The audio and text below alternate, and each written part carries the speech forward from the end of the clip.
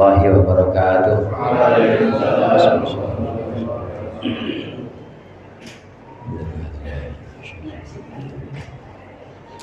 Al-Fatihah.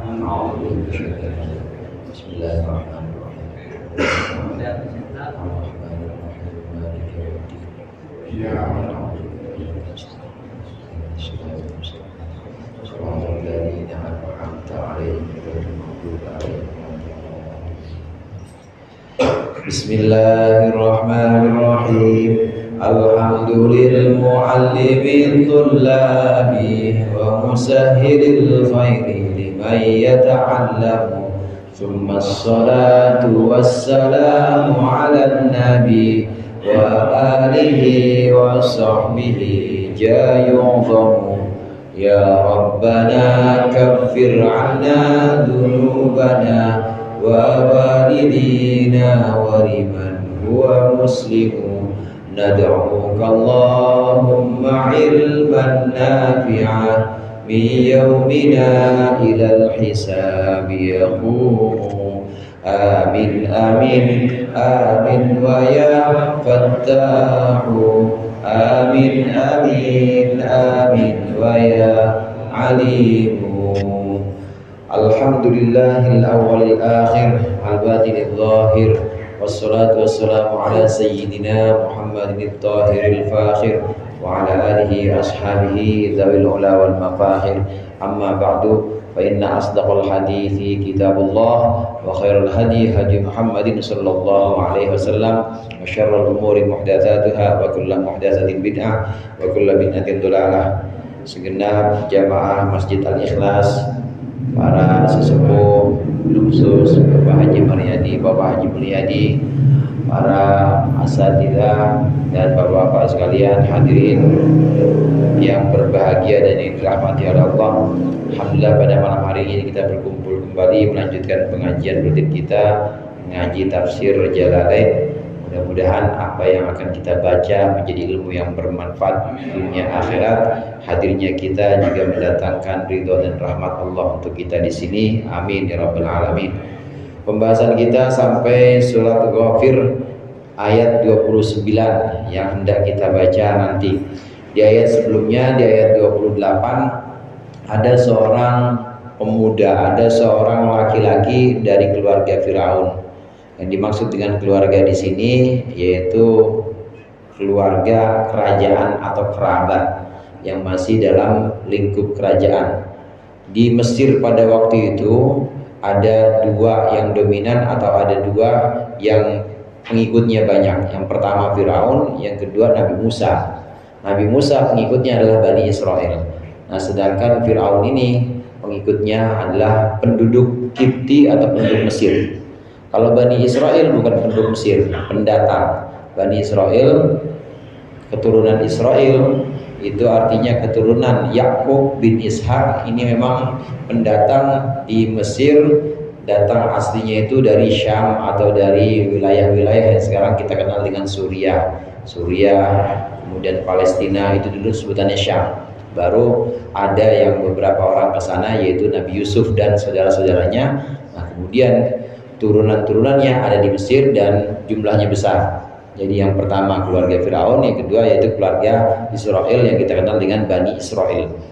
Nah, dua kelompok ini yang dominan atau yang banyak di Mesir. Ada seorang laki-laki beriman dari keluarga Firaun, yaitu orang yang Mesir asli, bukan dari Bani Israel. Dari keluarga Firaun, saudara, yang beriman hanya 3 orang. Yang pertama istrinya Firaun. Ingat Pak istrinya Firaun? Namanya Siti Asia apa Aisyah? Asia. Namanya Siti Asia. Siti Asia ini kelihatannya istri, tapi tiap malam nggak pernah dipegang sama Firaun. Nggak tahu gimana itu Firaun ya, dengan izin Allah memang nggak pernah nyentuh Asia. Ini Asia istri Firaun. Kemudian satu lagi ada seorang pemuda, ini juga dari keluarga Firaun, yang berkata kepada Nabi Musa, innal mala'a yatamiruna, innal mala'a yatamiruna, sesungguhnya orang-orang kerajaan mencari engkau wahai Musa. Ini yang ngasih bocoran bahwa Nabi Musa udah jadi target. jadi apa namanya, DPO namanya ya, daftar pencarian orang. Orang kerajaan udah pada nyari engkau Musa, pergi. Ini juga beriman kepada Nabi Musa, beriman kepada Allah. Nah, satu lagi yang sedang kita bahas ini ada namanya Hizkil. Satu riwayat disebutkan namanya Syam'an. Inilah orang yang menyebutkan, orang yang berpesan kepada keluarga Fir'aun, berpesan bahwa kenapa kalian hendak membunuh orang yang mengucapkan Rabbi Allah, orang yang mengucapkan Tuhanku Allah, kenapa mengucapkan begitu aja kok dibunuh? Apa alasannya? Cuma gara-gara keyakinan kok dibunuh begitu saja? Ini orang yang namanya Hizkil atau Syam'an. Satu riwayat ada yang menyebutkan Hizkil, ada yang menyebutkan Syam'an. Nah, Hizkil atau Syam'an inilah yang disebut dengan Siddiq atau gelarnya, punya gelar Siddiq.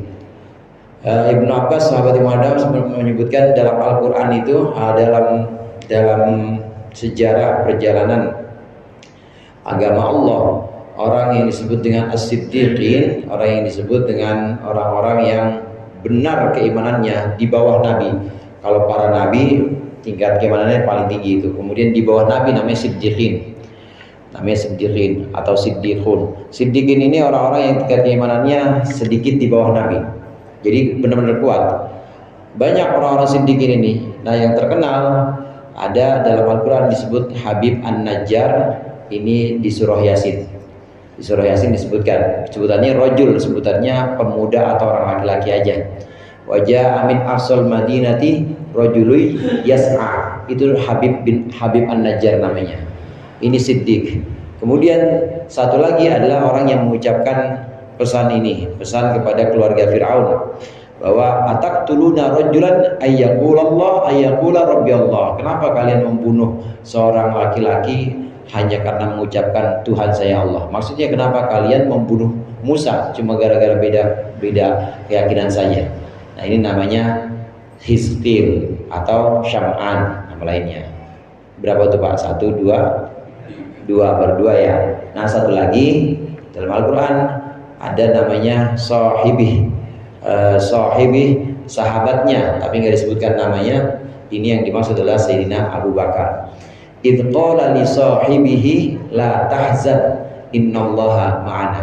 Idh huma fil ghar idh qala li sahibihi la tahzan innallaha ma'ana. Ingatlah ketika dua orang itu ada dalam gua dan dia, Muhammad maksudnya, berkata kepada sahabatnya, la tahzan, jangan sedih, sesungguhnya Allah bersama kita.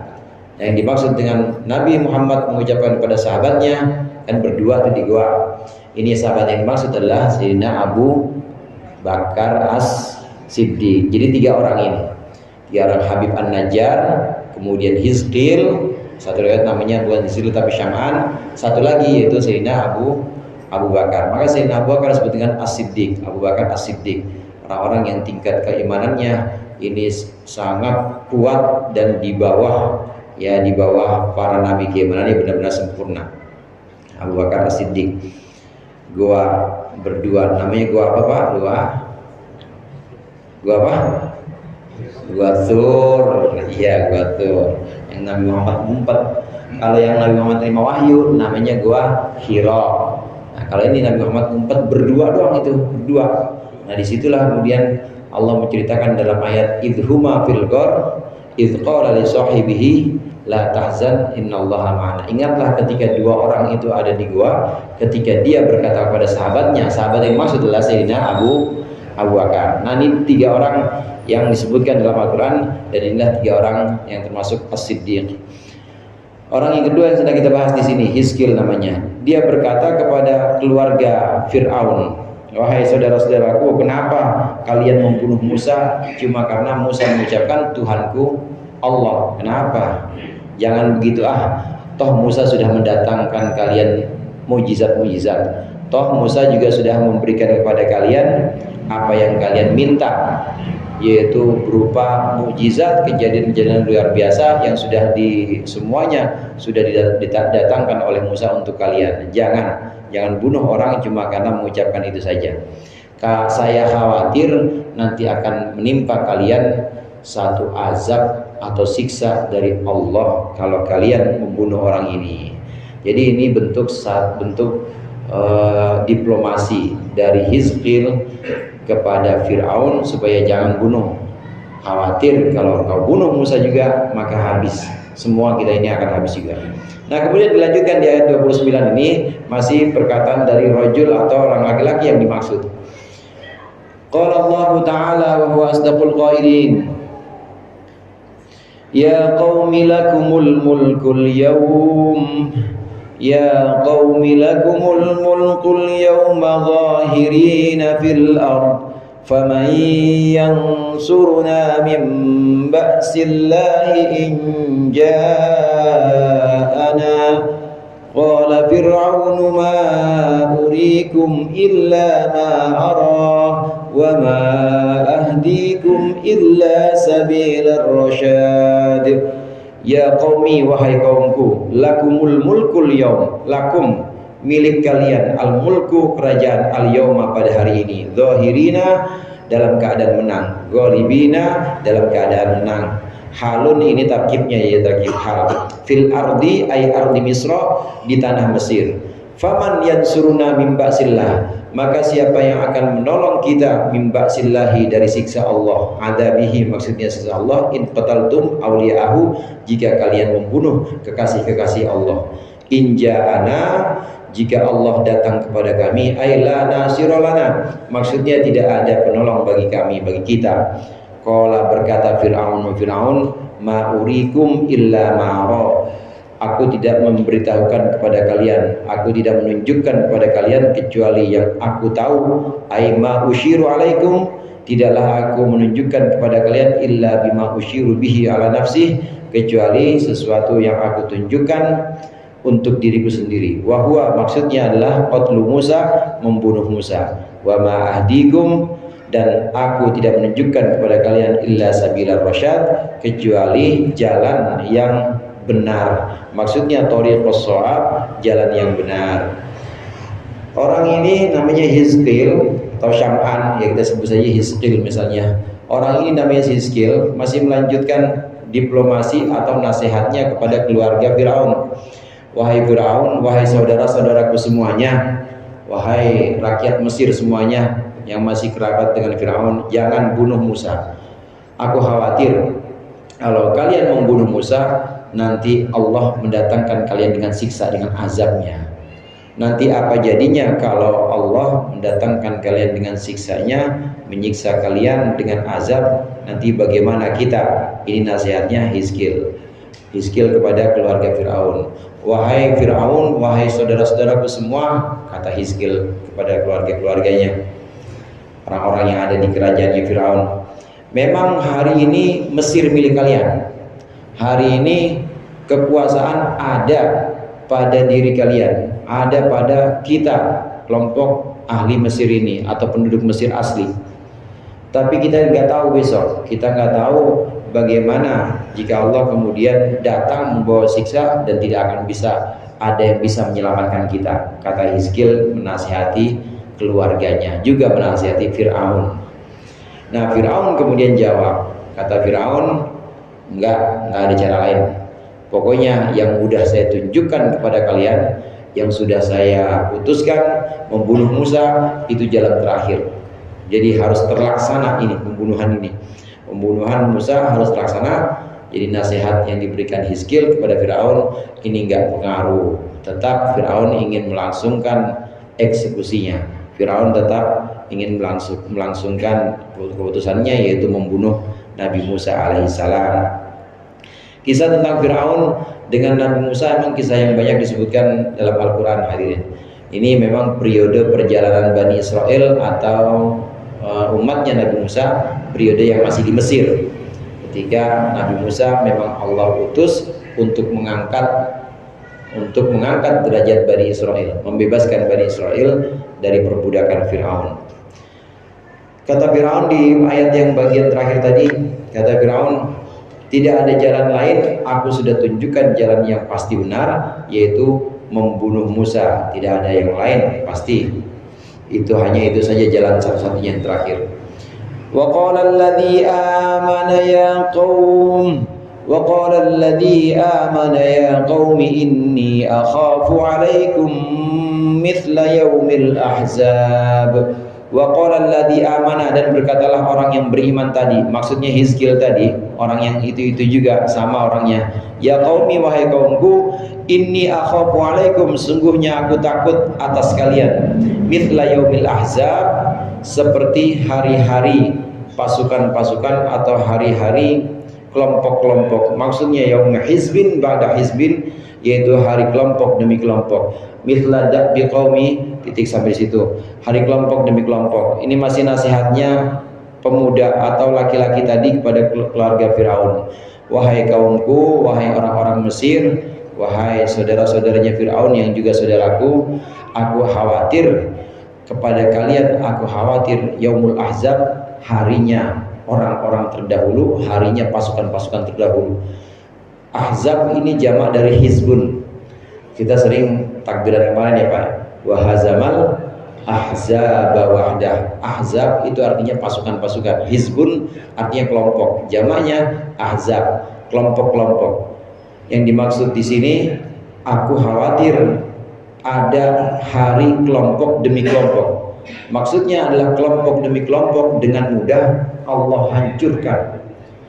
Kelompok demi kelompok ini dengan sangat mudah, hanya dengan hitungan detik ini Allah hancurkan, yaitu kelompok-kelompok umat terdahulu sebelum Fir'aun. Jadi Fir'aun kesekuat apapun itu sebelumnya udah ada orang-orang yang lebih kuat dibanding Fir'aun. Walaupun dia ngaku jadi Tuhan, tapi kekuasaannya besar, tapi sebelumnya ada yang lebih kuat lagi dibanding Fir'aun. Ya dia nggak tahu aja, dia lupa. Orang kan kalau udah sombong kan lupa. Kalau udah tinggi biasanya lupa. Sebelumnya itu ada yang lebih kuat. Sebelumnya ada kelompok-kelompok yang Allah hancurkan hanya dalam hitungan hari seharian mati. Nanti disebutkan di sini. Yang dimaksud dengan yaumil ahzab adalah hari para kelompok dihancurkan. Jelas ini yang dimaksud bukan hanya satu hari saja, walaupun yaum bentuknya satu hari, tapi yang dimaksud adalah hari-hari. Ada hari atau ada peristiwa untuk kaumnya Nabi Soleh, ada peristiwa untuk kaumnya Nabi Hud, ada peristiwa untuk hari-hari atau peristiwa untuk kaumnya Nabi Nuh. Itu sebutannya hari-hari terdahulu atau peristiwa-peristiwa yang menimpa kaum-kaum sebelumnya. Apa saja itu? Mithla da'bi qaumi Nuh wa 'ad wa Thamud, seperti kebiasaan kaum Nabi Nuh, wa 'adin dan kaum 'ad, wa Thamud dan kaum Thamud, walladzina min ba'dihim dan orang-orang yang setelahnya, setelah mereka. Mithla badalun min mithla qablahu. Kata mithla ini menjadi badal dari mithla sebelumnya. Ai mithla jazai adati man kafara qablakum, yaitu seperti balasan biasanya orang yang kufur sebelum kalian, min ta'dibihim fid dunya, dari penyiksaan mereka atau mengazab mereka di dunia. Wa mallahu yuridu dzulman lil ibad, dan Allah tidak menginginkan kezaliman lil ibadi untuk para hamba. Penjelasannya ada di ayat berikutnya. Kalau tadi perkataan laki-laki ini kepada keluarga Fir'aun, saudara-saudaraku Fir'aun, saudara-saudaraku semuanya pengikut Fir'aun, aku khawatir ada hari-hari seperti hari-hari orang terdahulu di mana mereka dihancurkan, yaitu seperti hari-hari yang terjadi pada umatnya Nabi Nuh, kaumnya Nabi Nuh. Kaumnya Nabi Nuh semuanya hancur, Allah binasakan, semuanya mati tenggelam. Semuanya nggak ada yang tersisa kecuali yang dalam perahu, Pak. Yang dalam perahu itu selamat. Ada 80 orang yang dalam perahu. 80 orang ini termasuk Nabi Nuh dan 3 orang anaknya. Ada 1 anaknya yang nggak ikut, namanya Kan'an. Tapi 3 anaknya Nabi Nuh ikut, anaknya Nabi Nuh. Kemudian istrinya Nabi Nuh juga nggak ikut. Nah, setelah di samping itu ada pengikutnya yang lain. Jumlahnya semuanya 80 orang. Itu orang semua, manusia. Belum lagi binatang. Karena Nabi Nuh juga mengikut sertakan, ini dengan wahyu Allah juga mengikut sertakan binatang juga. Oleh Nabi Nuh ditaruh binatang-binatang sepasang supaya nggak habis spesiesnya, supaya jenisnya nggak habis. karena kalau nggak ikut perahu habis. Soalnya ini banjir bukan sembarang banjir. Ini banjir yang menghabiskan semua generasi, genocide, yang menghabiskan semua kelompok, mau kelompok binatang, mau kelompok ya manusia, habis semuanya. Kemudian di perahu itu ditaruh juga sepasang binatang. Jadi bentuknya itu, saudara, bentuknya paling bawah ini ditaruh binatang-binatang buas. Kemudian di tengah-tengah ini manusia. Kemudian di atas ini binatang-binatang kayak burung, binatang-binatang yang ada sayapnya lah, ditaruh di paling atas. 60 diro. 60 diro itu kira-kira ya 100 meter lah.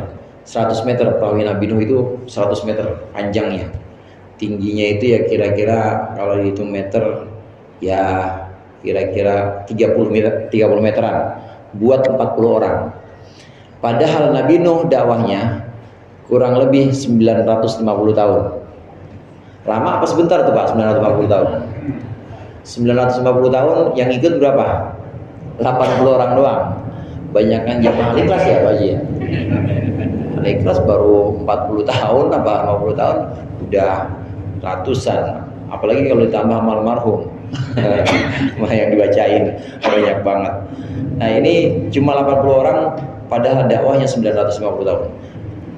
Allah hancurkan semua umat Nabi Nuh, nggak ada yang selamat. Ini yang aku khawatirkan kepada kalian wahai saudara-saudaraku, wahai pengikut-pengikut Fir'aun, kata pemuda ini, kata laki-laki ini.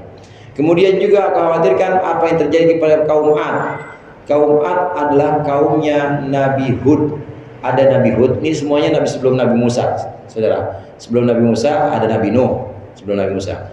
Kemudian setelah Nabi Nuh ada satu nabi namanya Nabi Hud.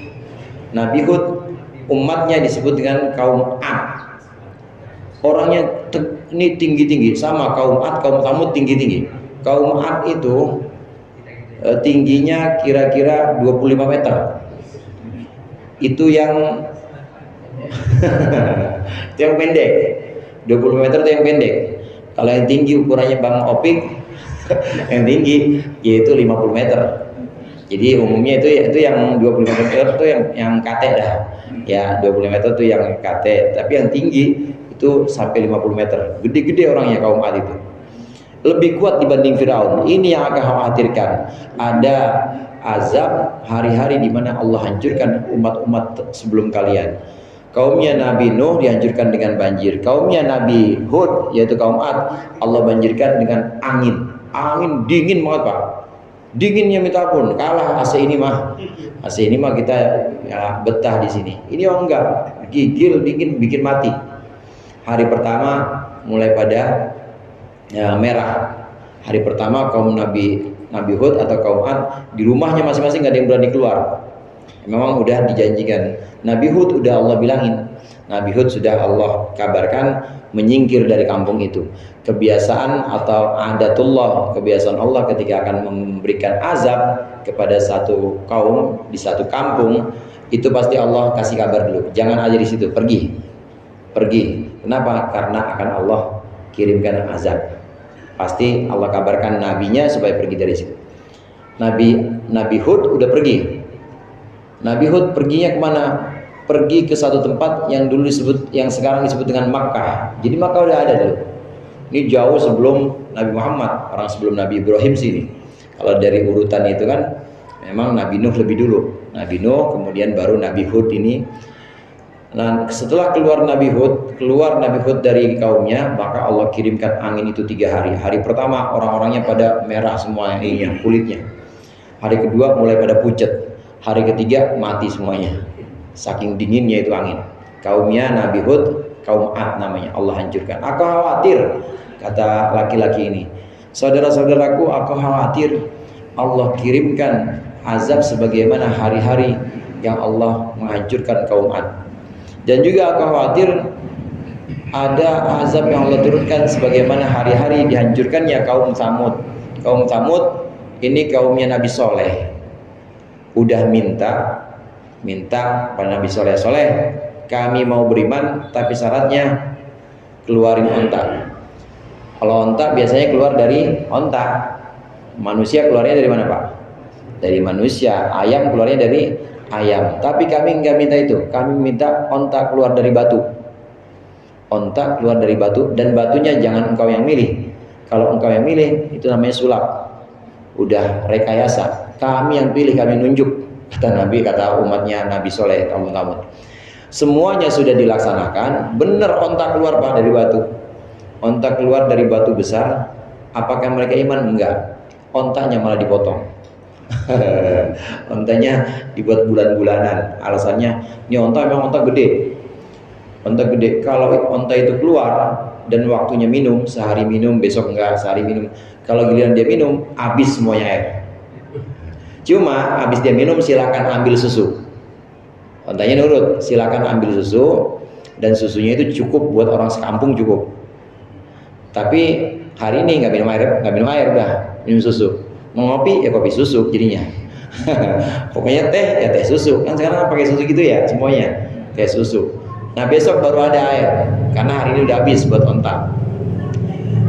Itu ontanya Nabi Soleh. Nah kemudian onta ini saking besarnya, biasanya binatang-binatang piaraan lain pada takut kalau dia lewat. Dengan alasan ini, kata umatnya Nabi Soleh, kaum Thamud, ini ganggu onta ini, kita sembelih aja, kita potong aja nih onta. Dipotong Pak. Habis dipotong, mati semuanya. Udah dikabarkan kepada Allah, wahai Soleh, jangan ada di kampung itu, pergi. Kemudian Allah berikan azabnya, bencananya berupa gempa. Allah kirimkan gempa. Ini gede-gede juga kaum Thamud. Yang ada yang bisa dilihat, jadi di luar kota Mekah, di luar kota Madinah, ada bekas-bekas peninggalan kaum Ad, kaum Thamud. Jadi gunung-gunung itu Pak, gunung-gunung itu dipahat. Nggak kayak sekarang atau bangunan sekarang. Bangunan sekarang kan beli di material ya, bahannya. Ini mah enggak, gunung dipahat dijadiin kamar.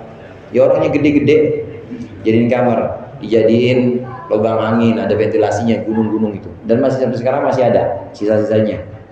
Kaum Ad, kaum Thamud. Kaum Ad dan kaum Thamud ini juga leluhur atau ya nenek moyangnya bangsa Arab dulu. Kaum Ad, kaum Thamud.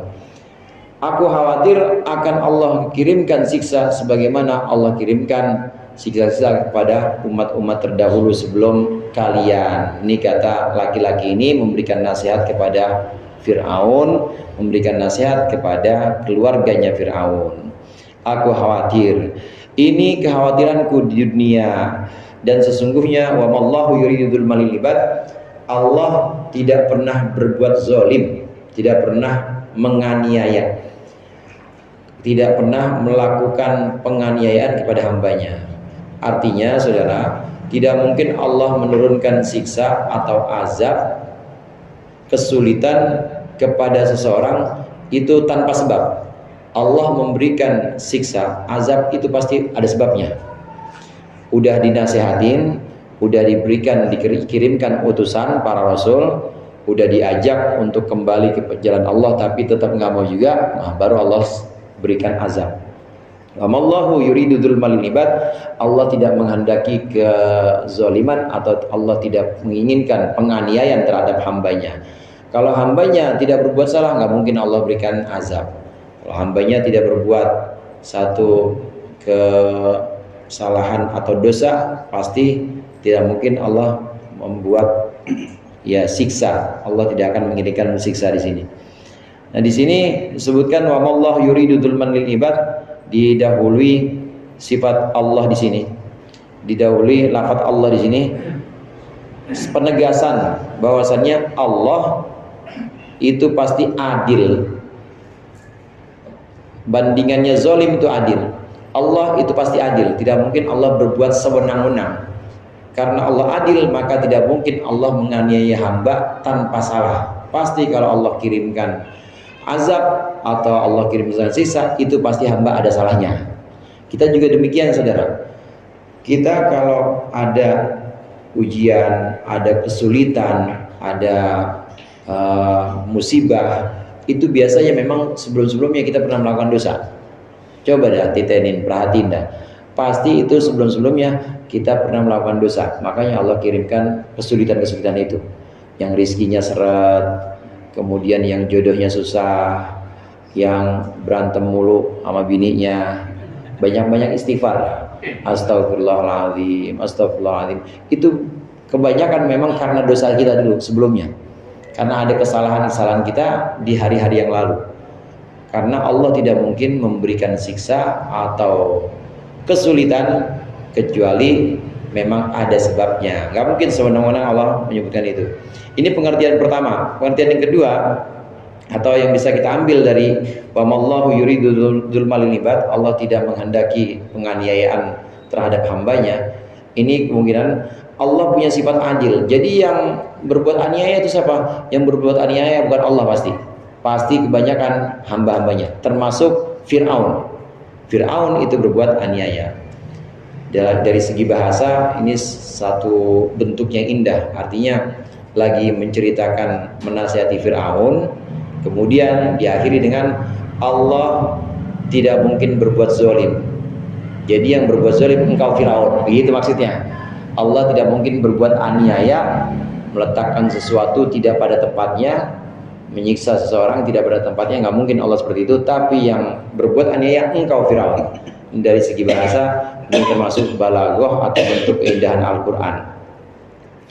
Allah tidak menghendaki kezaliman untuk hamba-hambanya. Wa ya qaumi inni akhafu alaikum yaumat tanad yauma tuwalluna mudbirin ma lakum minallahi min asim wa man yudlilillahu fama lahu min had. Wa ya qaumi, dan wahai kaumku, inni akhafu alaikum, sesungguhnya aku takut akan kalian, aku khawatir atas kalian, yaumat tanadi, hari kiamat. Tanadi, ada yang baca yaumat tanad, ada yang baca pakai ya, yaumat tanadi. At-tanad ini dari kata nida, panggilan artinya. At-tanadi, tanada, ya tanada, tanadian itu artinya saling memanggil. Aku khawatir. Kalau tadi kekhawatiranku pertama, wahai Firaun, wahai saudara-saudaraku semuanya, aku khawatir Allah mengirimkan siksa di dunia. Ya, hari ini kalian menang. Hari ini Mesir ada di bawah kaki kalian. Kalian yang berkuasa. Tapi besok-besok aku khawatir Allah kirimkan siksa kepada kalian kalau kalian membunuh Musa. Kata laki-laki ini. Ini siksa Allah di dunia. Dan aku khawatir bukan sampai situ, saudara-saudaraku. Fir'aun, semua saudara-saudaraku, aku khawatir bukan hanya sampai di situ. Nanti setelah di dunia ini Allah menyiksa kalian di hari kiamat nanti. Yaumat tanad, hari kiamat. Sebutan hari kiamat itu hadirin banyak. Ada yaumul qiyamah yang kita kenal. Ada yaumul jaza, hari pembalasan. Ada yaumul ba'ats, hari kebangkitan. Kemudian ada yaumul mizan, hari timbangan. Ada yaumul mahsyar, hari perkumpulan, karena semua dikumpulin. Nah, sebutan yang di sini di ayat 32 ini yaumut tanad. Ini juga nama lain hari kiamat, yaumut tanad. Ini jarang-jarang orang tahu yaumut tanad. Hari kiamat disebut sebagai hari panggil memanggil.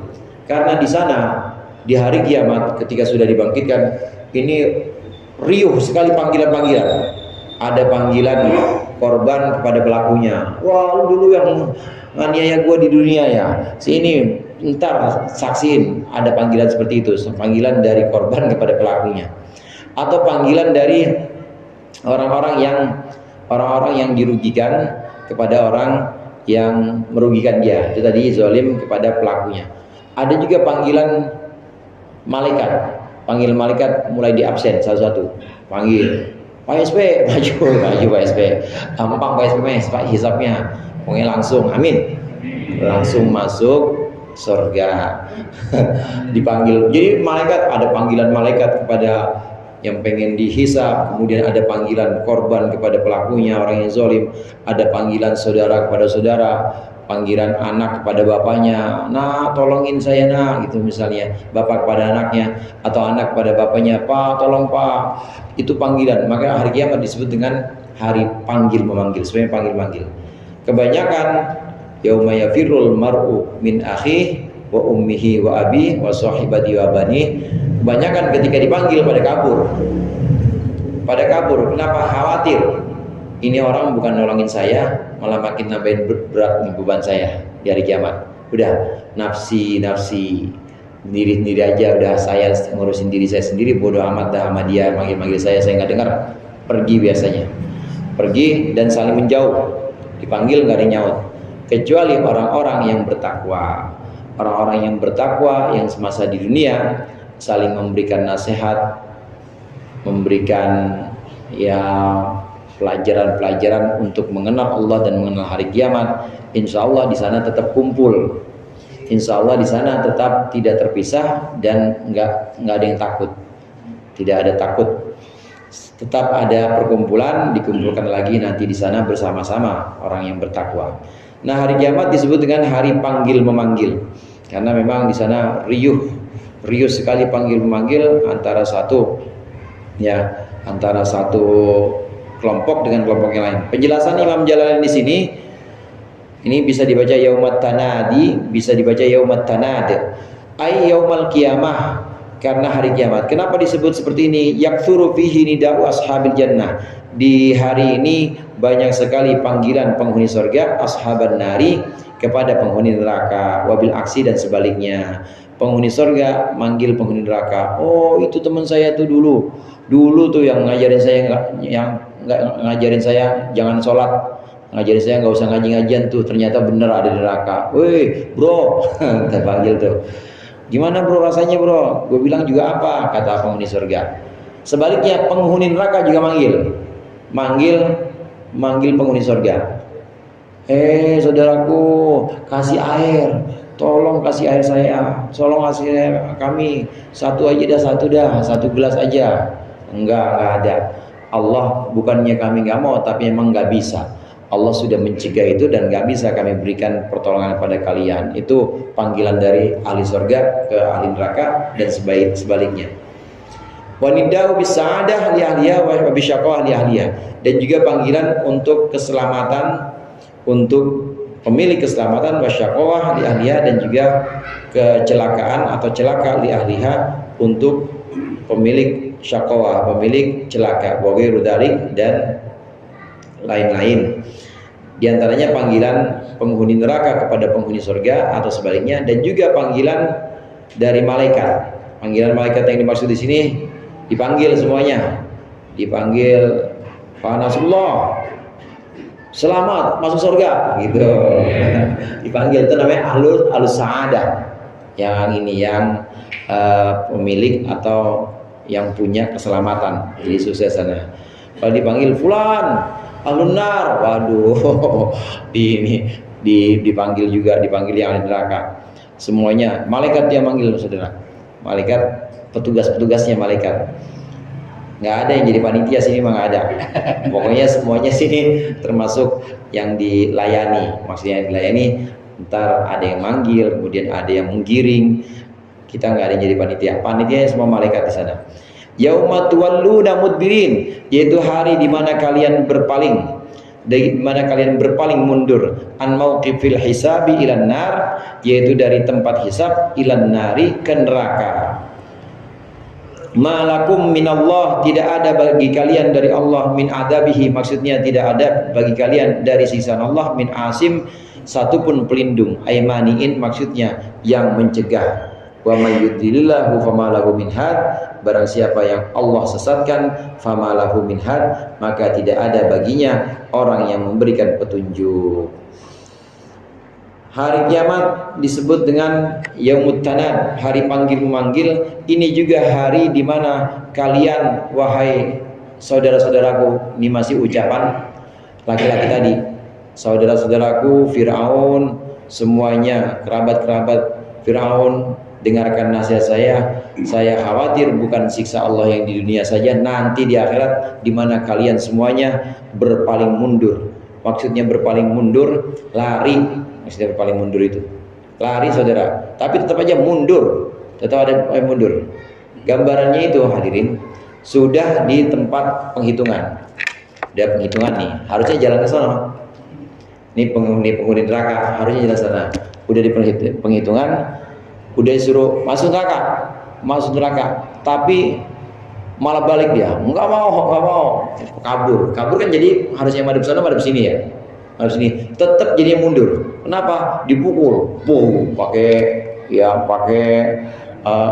ganden atau pakai palunya malaikat, jadi masuk neraka juga dalam keadaan mundur atau dalam keadaan ke belakang jalannya. Yauma tuwalluna mudbirin. Nanti di hari kiamat ini aku khawatirkan nanti kalian masuk neraka, di mana kalian berpaling mau kabur tapi kemudian dipaksa masuk ke neraka. Itu yang aku khawatirkan kepada kalian wahai saudaraku, wahai Firaun, wahai pengikut Firaun. Aku khawatir seperti itu. Di hari kiamat saudara, nanti begitu orang-orang kafir mau kabur nggak bakal bisa, karena barisan malaikat udah siap dan jumlahnya lebih banyak dibanding jumlah manusia, lebih banyak. Malaikat udah berbaris-baris nggak mungkin. Jadi satu orang pun yang jaga bisa beberapa malaikat. Mau kabur gimana? Mau kabur lolos tetap aja di belakangnya, begitu dia balik di belakang udah ada malaikat lagi. Udah ada malaikat. Nah, ini hari di mana orang-orang kafir semuanya kabur, pengen meninggalkan neraka, nggak mau masuk neraka, tapi tetap oleh malaikat tetap diseret masuk neraka.